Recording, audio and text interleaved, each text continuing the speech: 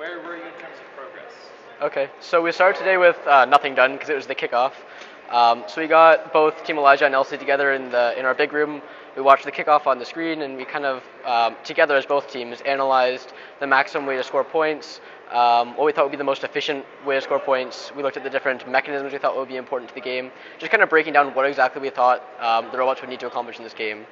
From there, we broke off into our two teams. So for Elijah, we really just started analyzing at all of our different components. We're thinking, like, how can we have the most efficient drivetrain? How can we accomplish this goal the most efficiently? With a whole bunch of lists done, we basically broke off into a whole bunch of different things we could prototype and started working on that for the day. So what did you decide were the most important things to progress on today? So we had a pretty big laundry list of different concepts we wanted to be able to prototype. We didn't really know exactly what would be the most efficient way to pick up these little crates and all that kind of stuff. So we had maybe 6 different prototypes we wanted to get through in the day, ranging from different drivetrains to different lifting mechanisms to different intakes. So we really wanted to get as much prototyping as we could done today, so that we could get working on a full robot tomorrow. How much progress did you hope to make today? We were hoping to get all of those prototypes done and also get started on the drivetrain.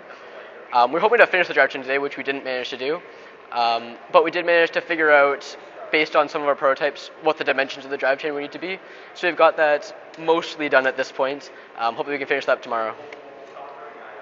So what did you do to try to make that progress? Since we have a pretty big team, we have like some of the biggest Ri3D teams. We have 20 people on each of our teams.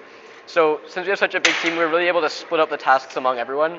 So we broke up into small teams, each team kind of responsible for their own prototype. So we had, I don't know, a couple guys on intake design A, and a couple guys on intake design B, and a couple guys on, I don't know, the lifting mechanism. We just really were able to split it all up into a lot of different parts, so I can work on a lot of different things concurrently. And then we brought it all back together as a big meeting with everyone to show off what we accomplished and make our decisions from there on which prototypes work the best. So how much progress have you actually made? We figured out which intake mechanism we want to use. So that's figured out. We just need to actually design the final version, but we have the concept down. We figured out our lifting mechanism, and we've actually CAD'd that up, so we know the dimensions that we need to make that all work, and we found the right gear reductions. And with those 2 parts, we're also able to figure out the dimensions of our drivetrain, which we've completely cut, almost finished assembling. So we made pretty good progress. Our prototypes were all pretty successful today.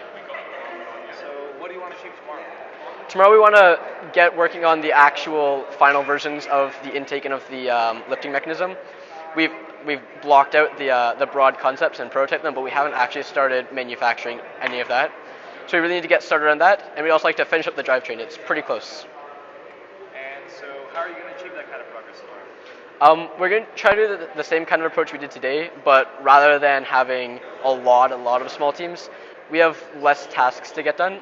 So we're going to try to keep our groups a little bit more focused. So have a bigger group working on first CADing out and then manufacturing our intake.